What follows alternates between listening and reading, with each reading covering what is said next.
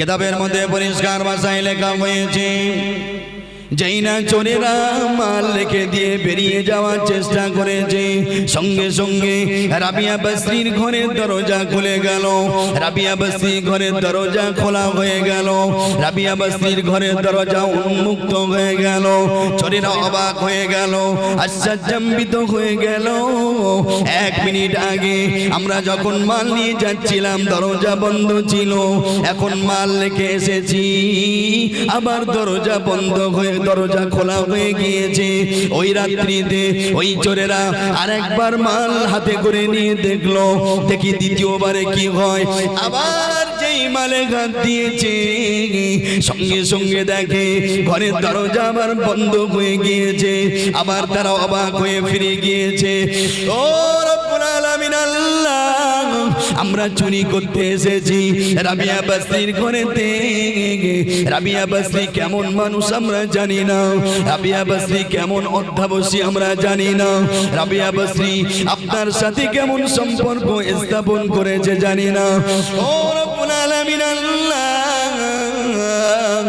আমরা মাল নিয়ে চলে যাচ্ছি কিন্তু ঘরের দরজা বন্ধ হয়ে গিয়েছে। দ্বিতীয়বার ঘরের দরজা বন্ধ, মাল হাতে নিচ্ছে দরজা বন্ধ, মাল লেগে দিচ্ছে দরজা খোলা। কিতাবে এসেছে সালাসা মাররাতিন, চোরেরা ওই রাত্রিতে 3বার পরীক্ষা করলো যে দেখি 1বার 2বার 3বার করার পরে দেখি হয়তোবা এবার দরজা খোলা হবে।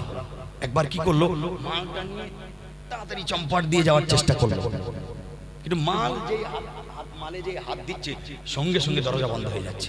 যত তাড়াতাড়ি আসুক দরজা বন্ধ হয়ে যাচ্ছে। শেষমেশ চোরেরা মাল রেখে দিয়ে যখন চলে যাচ্ছে, গাইবি থেকে একটা আওয়াজ আসলো। গাইবি থেকে একটা আওয়াজ আসলো, আমি আল্লাহ ঘুমাই না, আমার বান্দি ঘুমায়। আমার বান্দি ঘুমাচ্ছে তো কি হয়েছে, আমি আল্লাহ জেগে রয়েছি।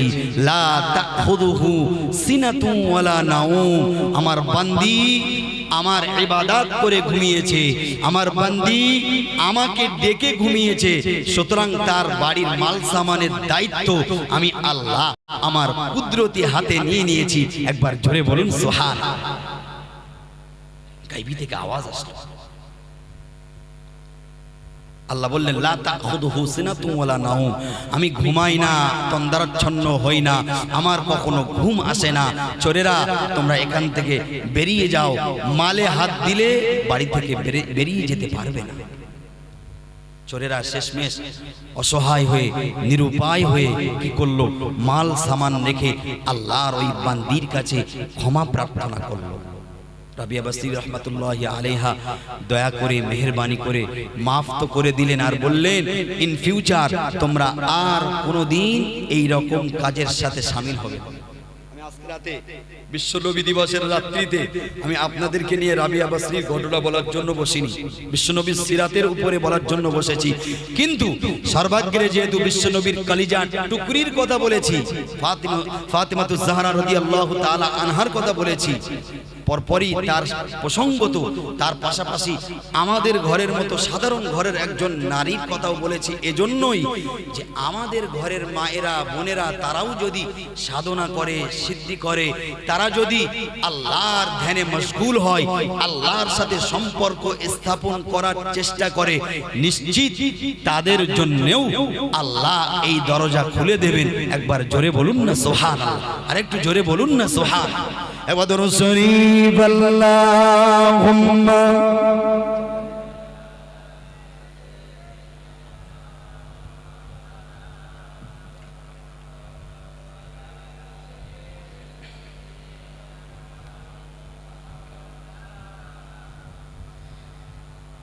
বিরাগে দিন পুणे सरकर जिया मरिया रसूल अल्लाह, बिरागे दिन पुणे सरकर जिया मरिया रसूल अल्लाह, अमर क्यों नहीं तुम्ही छाड़ा सगारा या रसूल अल्लाह।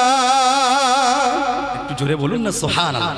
আমার আপনার সাহারা বিশ্ব নবী ছাড়া আর কেউ আছে?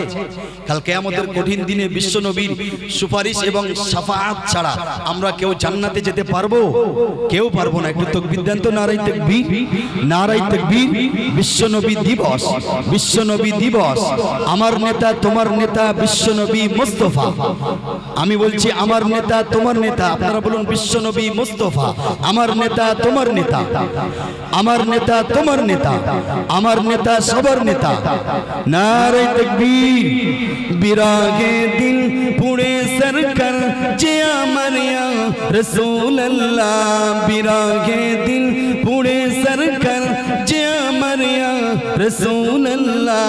আমার কেউ নাই তুমি ছাড়া সাহারা ইয়া রাসূলুল্লাহ, আমার কেউ নাই তুমি ছাড়া সাহারা ইয়া রাসূলুল্লাহ। বিরাগে দিল পুড়ে সরকার, বিরাগে দিল পুড়ে সরকার যে আমার ইয়া রাসূলুল্লাহ, বিরাগে দিল পুড়ে সরকার যে আমার ইয়া রাসূলুল্লাহ। আমার কেউ নাই তুমি ছাড়া সাহারা ইয়া রাসূলুল্লাহ। আল্লাহুম্মা সাল্লি আলা।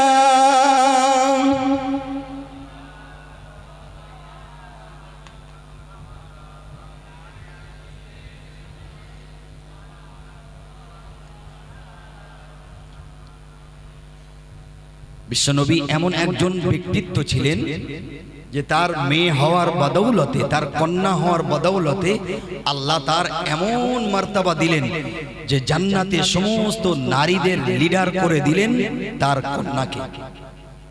আচ্ছা, মেয়ের মর্যাদা যদি এত বেশি হয় তাহলে তার পিতার মর্যাদা কতটা বেশি? আহা, বসিরহাটে আল্লামা হুজুর রাহমাতুল্লাহ আলাইহি তিনি তার কিতাবে লিখছেন, নবী আদম আলাইহিস সালাতু ওয়াস সালামকে আল্লাহ যখন তার শরীরে রূহ দিলেন, মিলাদে মুস্তাফা নামীয় কিতাবে বসিরহাটে আল্লামা হুজুর লিখছেন, আদম আলাইহিস সালাতু ওয়াস সালামের শরীরে রূহ দেওয়ার পরে নবী আদম আলাইহিস সালাতু ওয়াস সালাম আনন্দে আত্মহারা হয়ে মাথাটা আল্লাহর জন্য নুইয়ে দিলেন জান্নাতে। একবার জোরে বলুন সুবহানাল্লাহ। জান্নাতে মাথাটা নুইয়ে দিয়ে সিজদায় পড়ে গেলেন। আল্লাহ নবী আদম আলাইহিস সালাতু ওয়াস সালামকে আল্লাহ বললেন, এ আমার নবী আদম, ইরফা রাসাক, তুমি তোমার মাথাকে উঁচু করো, মাথা তোলো। কিতাবের মধ্যে লেখা হয়েছে ফারাফা রাসাহু, সঙ্গে সঙ্গে আল্লাহর নবী আদম আলাইহিস সালাতু ওয়াস সালাম তার মাথাটা উপরের দিকে তুললেন। শুধু তাই নয়, আল্লাহর নবী আদম আলাইহিস সালাতু ওয়াস সালামকে সালামকে বলা হলো ফানাজারতু ইলা কাওয়াইদিল আরশ, হে নবী আদম তুমি তোমার নজরটা আল্লাহর আরশে আজিমের পায়ার দিকে করো। আল্লাহ নবী আদম আলাইহিস সালাতু ওয়াস সালামকে যেই না তার মাথাটা তুলতে বলা হলো, আল্লাহ নবী আদম আলাইহিস সালাতু ওয়াস সালাম মাথাটা তুলে তার নজরটা চলে গেল আল্লাহ পাকের আরশে আজিমের দিকে, আল্লাহ পাকের আরশে আজিমের পায়ার দিকে। আল্লাহ পাকের আরশে আজিমের পায়ার দিকে যেই না তার নজরটা চলে গেল, সঙ্গে সঙ্গে নবী আদম আলাইহিস সালাতু ওয়াস সালাম বলেন, মাকতুবান ফীহি লা ইলাহা ইল্লাল্লাহ মুহাম্মাদুর রাসূলুল্লাহ।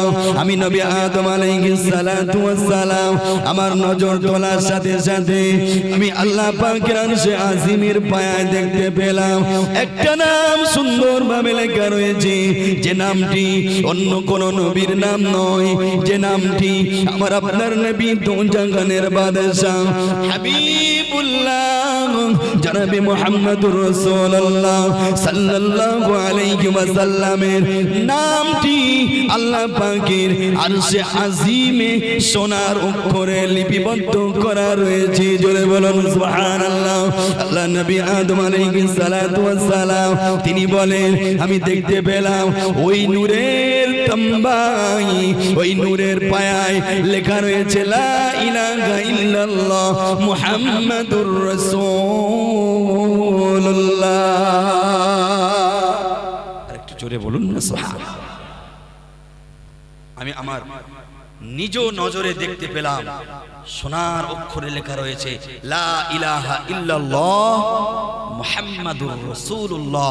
সকলেই বলুন সাল্লাল্লাহু আলাইহি ওয়াসাল্লাম। নবী আদম আলাইহিস সালাতু ওয়াস সালাম দেখলেন সেই নবী যখন দুনিয়ার বুকে এসেছেন দেখতে দেখতে দেখতে দেখতে দেখতে দেখতে তার বয়স যখন 7 বছরে উপনীত হলো, এক তারিখে তার চাচা আবু তালেব উনি মনে মনে ভাবলেন আর বললেন, ভাতিজা আমি একটু ব্যবসার উদ্দেশ্যে সিরিয়ায় যাব। ভাতিজা মুহাম্মদ সাল্লাল্লাহু আলাইহি ওয়াসাল্লাম বলেন, চাচাজি আমি আপনার সাথে একটু যেতে চাই, আমি আপনার সাথে যাব, আপনি কি আমাকে সাথে করে নেবেন? বলে চলো। বলে লম্বা কাফেলা হবে, অনেক বড় কাফেলা হবে, আমাদের কাফেলায় কি তুমি যেতে পারবে? বলে হ্যাঁ যাব। আল্লাহ নবী দো জাহানের বাদশা হাবিবুল্লাহ জনাবে মুহাম্মদুর রাসূলুল্লাহ সাল্লাল্লাহু আলাইহি ওয়াসাল্লাম যেই না আবদার করেছেন, তার চাচা আবু তালেব তাকে সঙ্গে করে নিয়ে সফর শুরু করলেন।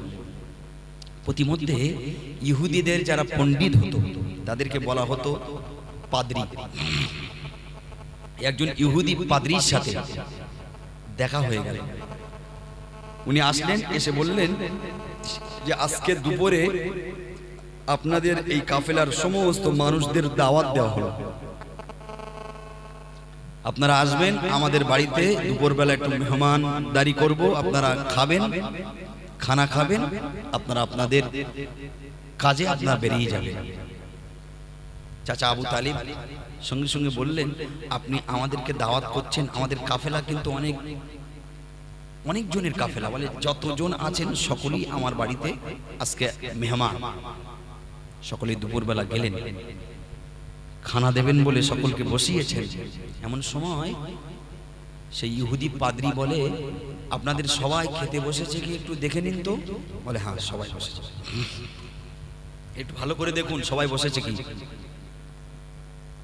একটু খেয়াল করে দেখলো যে একজন ব্যক্তি আজকের এই খানার মজলিসে বসেনি, ছোট্ট বাচ্চা সে। বলে আপনাদের দেখার মনে হয় একটু সমস্যা হচ্ছে, একটু দেখুন একটা বাচ্চা দেখছি সেই অদূরে গাছের তলায় গাছের গোড়ায় বসে রয়েছে। বলে হ্যাঁ আমরা এতগুলো মানুষ রয়েছি, আমি একজন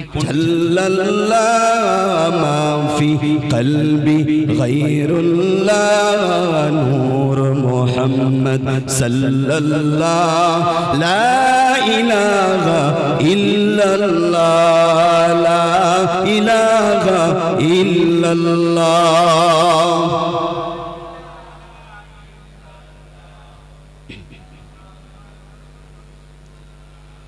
সকলে বলুন সাল্লাল্লাহু আলাইহি ওয়াসাল্লাম। নাহমাদুহু ওয়া নুসাল্লি আলা রাসূলিহিল কারীম, আম্মা বা'দ। فقد قال الله تعالى في كلامه المجيد فأعوذ بالله من الشيطان الرجيم بسم الله الرحمن الرحيم وما محمد إلا رسول قد خلت من قبله الرسل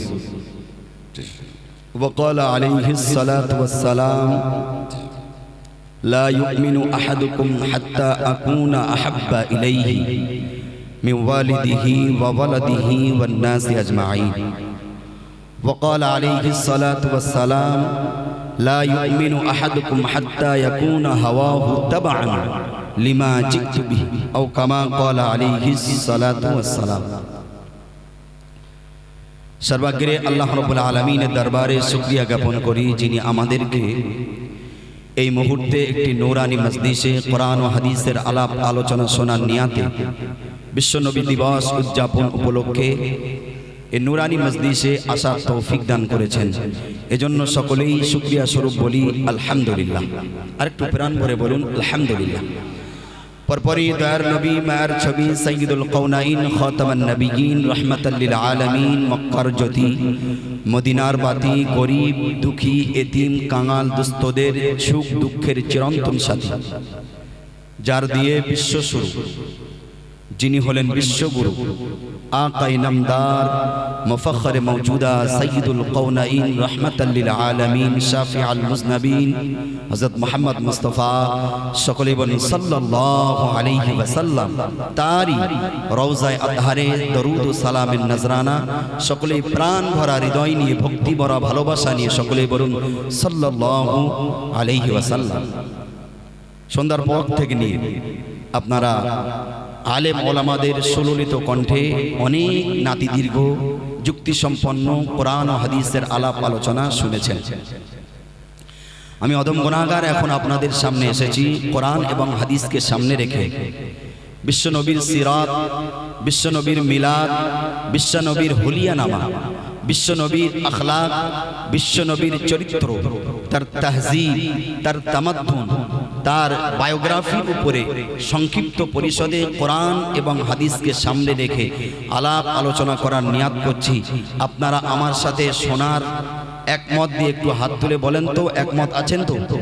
আলহামদুলিল্লাহ, আল্লাহ কবুল করুন, বলুন সকলে আল্লাহুম্মা আমিন।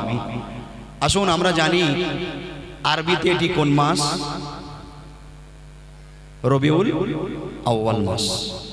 এই মাসটি অত্যন্ত ফজিলত সম্পন্ন একটি মাস, যে মাসে আমার আপনার নবী সাইয়্যিদুল কাউনাইন রাহমাতাল লিল আলামিন এই নশ্বর ধরাধামে তার পদধূলি রেখেছিলেন। ঠিক কিনা বলেন? এই দুনিয়ায় এসেছিলেন কোন মাসে? রবিউল আউয়াল মাসে, দ্বাদশ দিবসে। আবার বিশ্ব নবী এই দুনিয়ার বুক ছেড়ে বিদায় নিয়েছিলেন এই রবিউল আউয়াল মাসের দ্বাদশ দিবসে, যদিও বা মতান্তর রয়েছে। কেউ কেউ বলেছেন 2 তারিখ,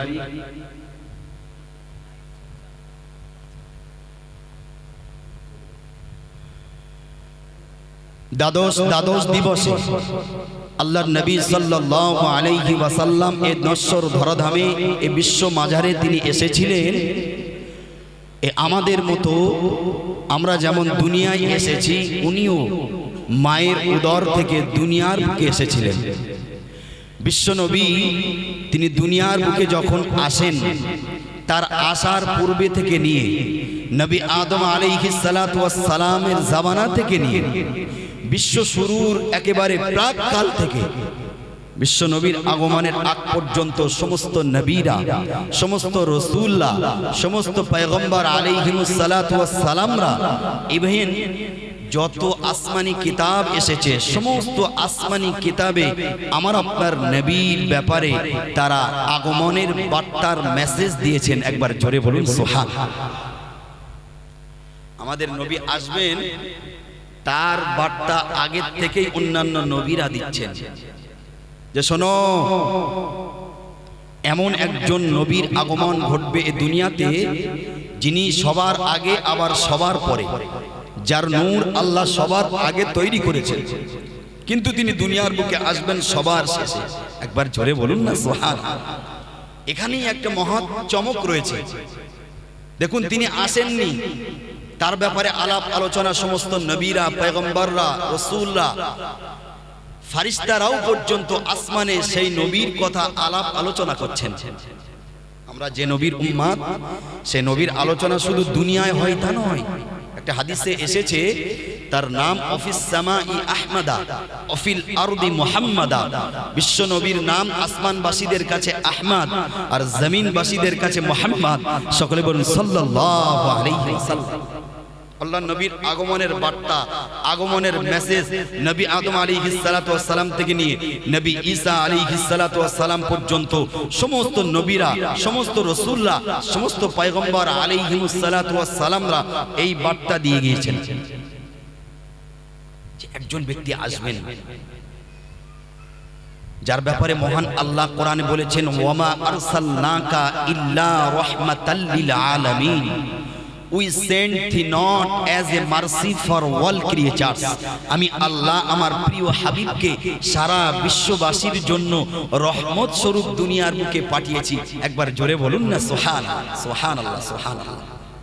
আপনারা জানেন বিশ্ব নবী ছাড়া অন্যান্য নবীদেরকে আল্লাহ কোনো একটা ব্লকের নবী করে পাঠিয়েছিলেন, কোন নবীকে আল্লাহ কোনো একটা এলাকা বেসিস পাঠিয়েছিলেন, কোন নবীকে একটা নির্দিষ্ট এরিয়ার নবী করে তাকে পাঠিয়েছিলেন।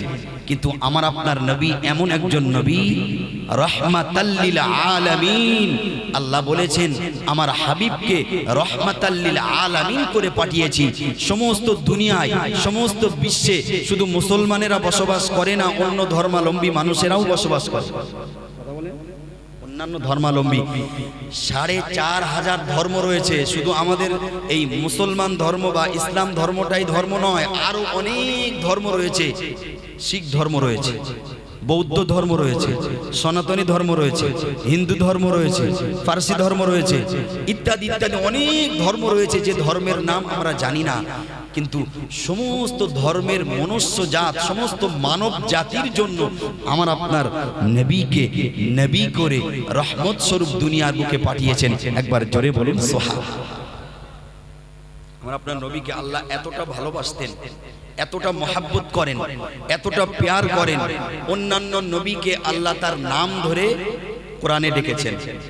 কোন নবীকে বলেছেন ইয়া আদম উসকুন আনতা ওয়া যাওজুকাল জান্নাহ। আমার আপনার আব্বাজান আদম আলাইহিস সালাতু ওয়াস সালামকে আল্লাহ বলেছেন ইয়া আদম, হে আদম, উসকুন আনতা ওয়া যাওজুকাল জান্নাহ, তুমি এই জান্নাতের মধ্যে বসবাস করো, তুমি এবং তোমার বিবিকে নিয়ে।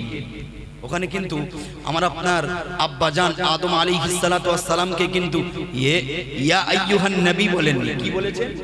ডাইরেক্ট নাম ধরেছেন ইয়া আদম। নবী মুসা আলাইহিস সালাতু ওয়াস সালামকে বলেছেন ইয়া মুসা লা তাখাফ, হে মুসা তুমি ভয় খেও না। ডাইরেক্ট নাম ধরে বলেছেন। আল্লাহ নবী নূহ আলাইহিস সালাতু ওয়াস সালাম কে বলেছেন ওয়ানাদা নূহুন ইবনাহু ওয়া কানা ফি মাযিলি ইয়া বুনাইয়ার কাম মা'না ওয়া লা তাকুম মা'আল কাফিরিন।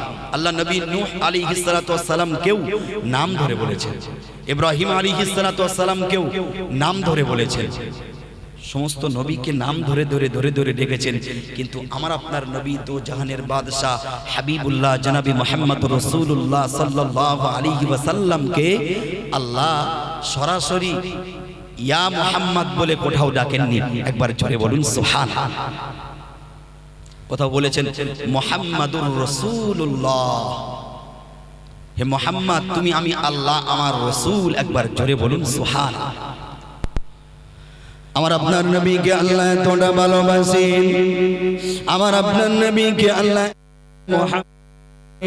আমার আপনার নবীকে আল্লাহ এতটা ভালোবাসেন, কোন জায়গায় আমার আপনার নবীকে নাম ধরে ডাকেন না। আল্লাহ আমার আপনার নবীকে ভালোবাসেন এতটা, আমার আপনার নবীকে আল্লাহ বলেছেন, কখনো কখনো বলেছেন তহা, আবার কখনো কখনো বলেছেন ইয়াসিন, আবার কখনো কখনো বলেছেন ইয়া আইয়ুহাল মুযাম্মিল, আবার কখনো কখনো বলেছেন ইয়া আইয়ুহাল মুদ্দাসসির। আপনি কোরআনের কোন জায়গায় দেখাতে পারবেন না আমার আপনার নবীকে আল্লাহ ইয়া মুহাম্মদ বলে ডেকেছেন। জোরে বলুন সুবহানাল্লাহ, আরেকটু জোরে বলুন সুবহানাল্লাহ।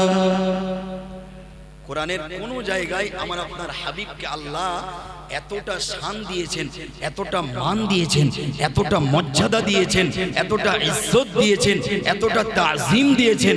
আল্লাহ আমার আপনার হাবিবকে কোন জায়গায় নাম ধরে বলাননি, কোন জায়গায় নাম ধরে ডাকেননি ইয়া মুহাম্মদ। আল্লাহ অন্য সিফাত সূচক নাম দিয়ে আল্লাহ ডেকেছেন তাহা, ইয়াসিন, ইয়া আইয়ুহাল মুযাম্মিল, ইয়া আইয়ুহাল মুদ্দাসসির ইত্যাদি ইত্যাদি নাম নিয়ে আমার আপনার হাবিবকে আল্লাহ মহব্বত করে এই মহব্বতের নাম নিয়ে ডেকেছেন। একবার জোরে বলুন সুবহানাল্লাহ। এটা তো গেল আমার আপনার নবীর কথা, আমার আপনার হাবিবের কথা, আল্লাহর প্রেরিত রাসূলের কথা। আমি বিশ্ব নবীর সিরাতের উপরে আলোচনা করার আগে তার কন্যা ফাতিমাতুজ জাহরা রাদিয়াল্লাহু তাআলা আনহার মর্তবা কতটা বেশি একটুখানি দেখুন। আমার আপনার নবী দুজাহানের বাদশা হাবিবুল্লাহ, তার শান এবং মানের উপরে আমার পূর্বের বক্তার কাছে তো আপনারা শুনেছেন, কিন্তু আমি এখন প্রথমেই বিশ্ব নবীর কলিজার টুকরি খাতুনে জান্নাত ফাতেমাতুজ জাহরা রাদিয়াল্লাহু তাআলা আনহার কলিজার টুকরির কথা বলে আমি শুরু করছি। দেখুন, খাতুনে জান্নাত ফাতেমাতুজ জাহরা রাদিয়াল্লাহু তাআলা আনহাকে আল্লাহ এত মর্তবা দিয়েছিলেন, এত ইজ্জত দিয়েছিলেন। খাতুনে জান্নাত, তিনি জান্নাতে যত আমার মা ও বোনেরা যাবেন, যত নারীরা যাবেন, যত মহিলারা জান্নাতে যাবেন, সমস্ত মহিলাদের লিডার জান্নাতে কে হবেন বলুন? খাতুনে জান্নাত ফাতেমাতুজ জাহরা রাদিয়াল্লাহু তাআলা আনহা। আমরা এটা শুনেছি, কিন্তু কি জন্য এই খাতুনে জান্নাত জান্নাতের নারীদের মধ্যে লিডার হবেন, এটা কি আমাদের জানা আছে? জানা আছে? কথা বলেন, জানা আছে না? জানা নেই। আল্লাহ নবীর এক হাদিস রয়েছে, এক তারিখে খাতুনে জান্নাত ফাতেমাতুজ জাহরা রাদিয়াল্লাহু তাআলা আনহার স্বামী হযরত আলী রাদিয়াল্লাহু তাআলা আনহু কোন এক কাজে গভীর রাতে তিনি কাজ মিটিয়ে বাড়িতে এসেছেন। উনি ক্লান্ত, শ্রান্ত, অবিশ্রান্ত, খুবই করুণ অবস্থা নিয়ে বাড়িতে এসে তার অর্ধাঙ্গিনী জীবন সঙ্গিনী ফাতেমাতুজ জাহরা রাদিয়াল্লাহু তাআলা আনহাকে বলছেন, ও আমার জীবন সঙ্গিনী, ও বিশ্ব নবীর কলিজার টুকরি ফাতেমা, আমাকে একটু পানি খাওয়াও না, আমাকে একটু পানি পান করাও না। হযরত আলী রাদিয়াল্লাহু তাআলা আনহু এই পানি তালাশ করে, পানির কথা বলে, পানি চেয়ে উনি যেহেতু ক্লান্ত, ফাতেমাতুজ জাহরা রাদিয়াল্লাহু তাআলা আনহা পানি আনতে গিয়েছেন। উনি পানি নিয়ে এসে দেখেন হযরত আলী রাদিয়াল্লাহু তাআলা আনহু উনি ঘুমিয়ে পড়েছেন, ক্লান্ত শরীর, ঘুমিয়ে পড়েছেন। ফাতেমাতুজ জাহরা রাদিয়াল্লাহু তাআলা আনহা পানির গ্লাস নিয়ে মাথার কাছে চুপটি মেরে দাঁড়িয়ে রয়েছে। চিন্তা করছেন, ডাকবো না ডাকবো না, যদি ডাকি ওনার ঘুম ভেঙে যাবে। উনি ক্লান্ত শরীর নিয়ে এসেছে, পরিশ্রান্ত শরীর নিয়ে এসেছে।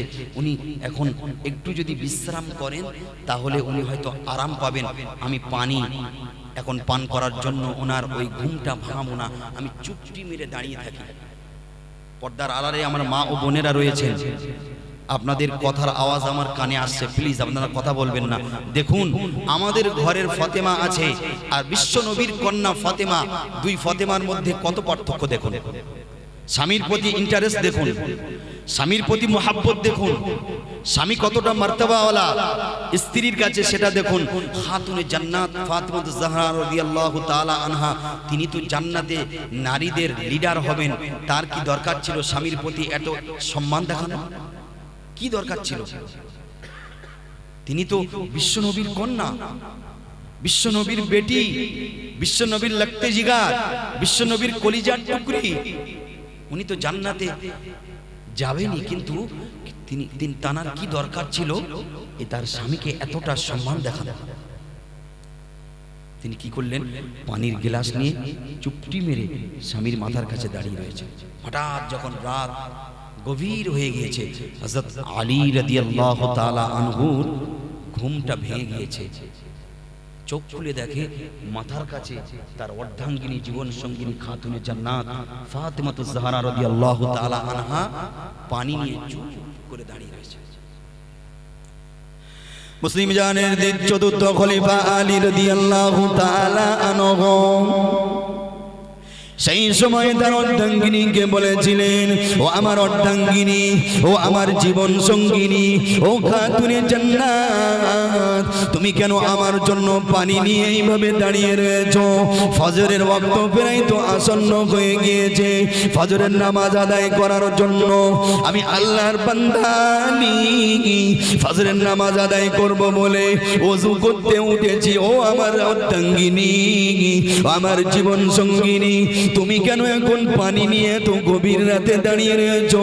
খাতুনে জান্নাতকে জিজ্ঞাসা করেছিলেন, ও আমার অর্ধাঙ্গিনী, তুমি কি সব কখন থেকে আমার জন্য দাঁড়িয়ে রয়েছো?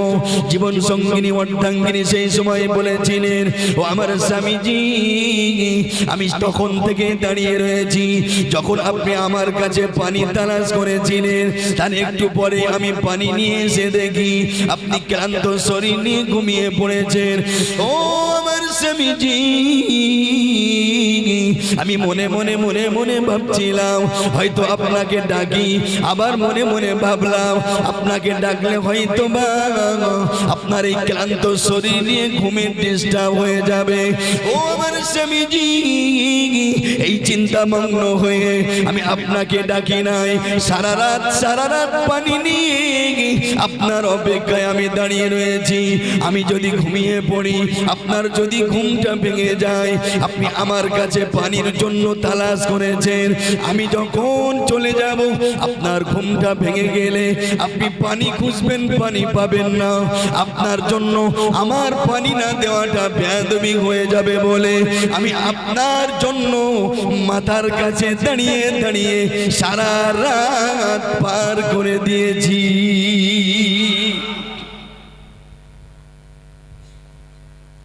সারা রাত পার করে দিয়েছি আপনার জন্য। সেই সময় আচ্ছা, এই রকম যদি আমাদের ঘরের বিবিরা এরকম করেন, আমি আমাদের দিয়ে উদাহরণ দিচ্ছি, স্বামীর মহাব্বত বিবির প্রতি বাড়বে না কমবে? এই সময় কি দোয়া আমাদের হাত তুলে আর করতে হবে? করতে হবে। পিতামাতার দোয়া যেমন আল্লাহর দরবারে কবুল হয়, ঠিক তেমন স্বামীর দোয়া ও বিবির জন্য আল্লাহর দরবারে বিদ্যুৎ গতিতে কবুল হয়। আর এটা সব সময় মনে রাখবেন, দোয়া করার জন্য হাত তুলতে হয় না, বদদোয়া করার জন্যও হাত তুলতে হয় না। পিতামাতার খুশি সন্তানের জন্য দোয়া, একবার জোরে বলুন সুবহানাল্লাহ।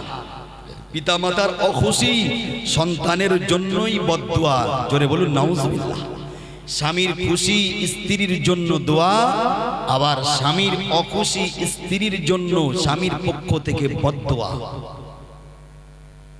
স্বামীর বদদোয়া যদি স্ত্রীর প্রতি একবার লেগে যায়, ওই স্ত্রীর লাইফ বরবাদ হয়ে যাবে।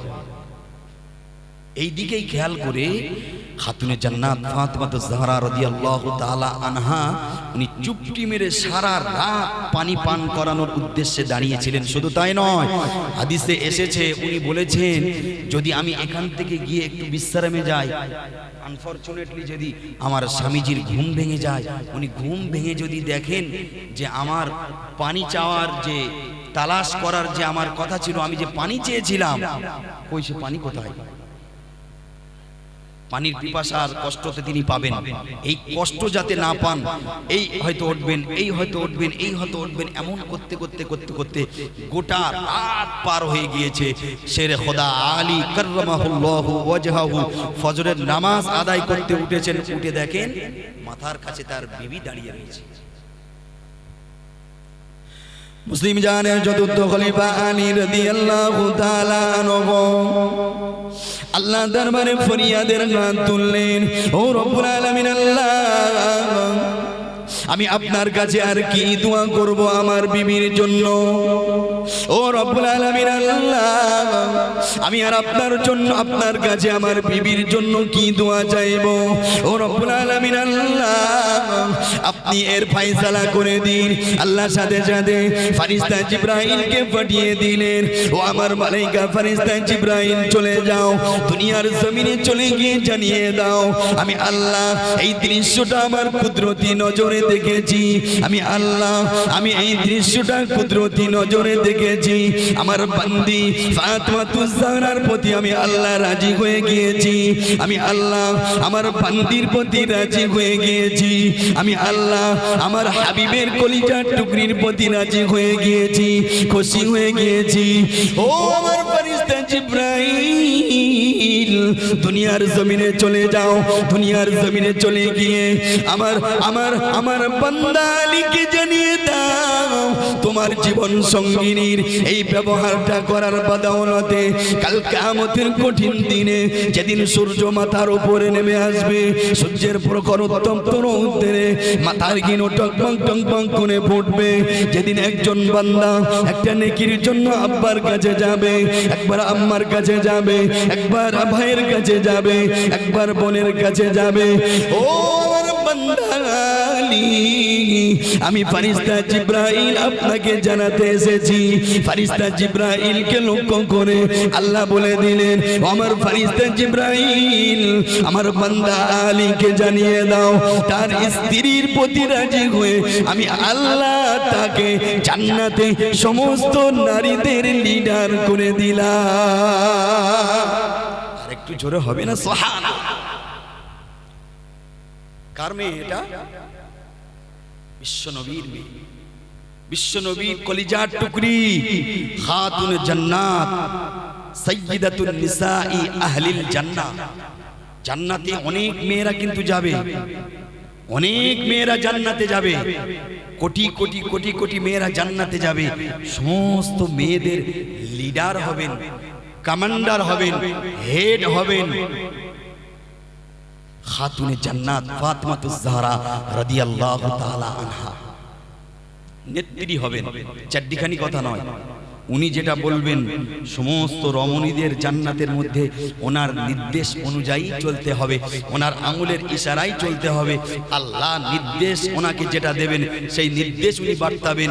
জান্নাতের মধ্যে সমস্ত রমণীরা ওনার নির্দেশেই পরিচালিত হবে। একবার জোরে বলুন না সুবহানাল্লাহ, আর একটু জোরে বলুন না সুবহানাল্লাহ। ইনি আমাদের নবীর কন্যা। বিশ্বনবীর কন্যার কথা যখন বলেছি, দেখুন বিশ্বনবীর মেয়ে আমাদের ঘরের মা ও বোনেদের মতেও তিনি একজন মেয়ে, একজন কন্যা, একজন মহিলা। উনি বিশ্বনবীর মেয়ে হওয়ার জন্য ওরা মর্তবা না হয় মেনে নিলাম অনেক বেশি, কিন্তু রাবিয়া বসরির নাম শুনেছেন? রাবিয়া বসরি যেহেতু বিশ্বনবীর মেয়ের কথা এসেছে, প্রসঙ্গত আমি রাবিয়া বসরি নামীয় রহমাতুল্লাহি আলাইহা আল্লাহর একজন বান্দির কথা বলছি, শুনুন। ইনি তো বিশ্বনবীর কন্যা নয়, ইনি তো বিশ্বনবীর মেয়ে নয়, ইনি বিশ্বনবীর উম্মাত। আমাদের ঘরের মা ও বোনেরা যেমন বিশ্বনবীর উম্মাত, এ রাবিয়া বসরি রহমাতুল্লাহি আলাইহা ইনিও বিশ্বনবীর উম্মাত। সাধারণ একটা ঘরের মানুষ, কিন্তু উনি এমন তাপসী ছিলেন, এমন অধ্যয়ন করেছিলেন, এমন আধ্যাত্মিক মানুষ ছিলেন যে অধ্যয়ন করতে করতে করতে করতে করতে করতে সাধনা করতে করতে এমন এক পর্যায়ে চলে গিয়েছিলেন। এই রাবিয়া বসরি রহমাতুল্লাহি আলাইহা ইনি আমাদের ঘরের মতো একজন, আমাদের ঘরের মা ও বোনেদের মতো একজন মহিলা ছিলেন, কিন্তু তার তবকাটা, তার মর্যাদার আসনটা এতটা উপরে উঠে গিয়েছিল, আল্লাহর সাথে সম্পর্ক, আল্লাহর সাথে কানেকশন এত বেশি করে ফেলেছিলেন। উনি কবরে গেলেন, কবরে যাওয়ার পরে মুনকার নাকিরের সওয়াল জবাব হবে। মুনকার নাকির সওয়াল জবাব করছে, মার রব্বুকা, রাবিয়া বলো তোমার প্রভু কে? আমাদেরও যেমন প্রশ্ন হবে, এ রাবিয়া বসরিরও প্রশ্ন করা হচ্ছে, তোমার প্রভু কে? দেখুন রাবিয়া কি উত্তর দিচ্ছে রহমাতুল্লাহি আলাইহা। এই রাবিয়া বসরি রহমাতুল্লাহ আলাইহা বলছেন, আমি যদি উত্তর দিই রব্বি আল্লাহ, আল্লাহ আমার প্রভু, আর আল্লাহ যদি বলেন হে রাবিয়া তুমি আমার বান্দি নয়, তাহলে আমি রাবিয়া আমার মুখে উত্তর দেওয়াটা শোভা পাবে না। একবার জোরে বললেন সুবহানাল্লাহ। আমি রাবিয়া আমার মুখ দিয়ে বলবো না, আমি বলবো আল্লাহ আমার প্রভু। কিন্তু আল্লাহ যদি বলে রাবিয়া আমার বান্দি নয়, তাহলে আমার বলাটা সার্থকতা হবে না। সুতরাং আল্লাহ যদি বলেন আমি আল্লাহর বান্দি, তাহলে আমি রাবিয়া আমার উত্তর দেওয়াটা সার্থকতা হবে। সঙ্গে সঙ্গে গাইবে থেকে আওয়াজ আসলো, ও আমার বান্দি রাবিয়ার কবরের মুনকার নাকির শুনে নাও। রাবিয়া আমার সাথে এমন সম্পর্ক স্থাপন করেছে, রাবিয়া আমার সাথে এমন নিগুড় সম্পর্ক স্থাপন করেছে। আমার বান্দি রাবিয়া সে কখনোই রব্বি আল্লাহ বলবে না, কিন্তু আমি তার প্রভু বলছি। আমার বান্দি প্রকৃত আমার বান্দি রাবিয়া। জোরে বলুন সুবহানাল্লাহ। কি সম্পর্ক? কবরে মুনকার নাকিরের সওয়াল জবাব আল্লাহ গায়বী ভাবে রাবিয়া বসরি রহমাতুল্লাহি আলাইহার কবরে জানিয়ে দিচ্ছেন। এই রাবিয়া বসরি ইনি এক তারিখে এনার বাড়িতে ইনি ঘুমিয়ে পড়েছেন। গভীর রাতে বাড়ির মধ্যে চোর ঢুকেছে। উনি ইবাদত উপাসনা আরাধনা করে শুয়ে পড়েছিল।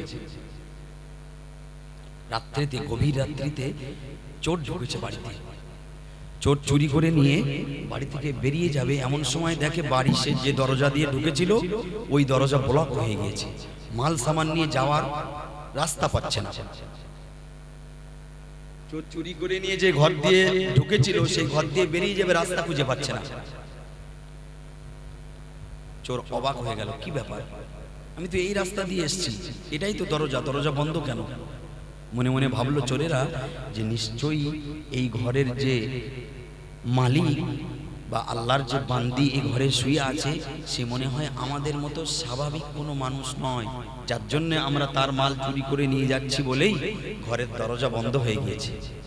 মাল রেখে দিয়েছে, চুরি করা মাল রেখে দিয়ে পরীক্ষা করছে, দেখে এবার দরজাটা খোলা পাওয়া যায় কি।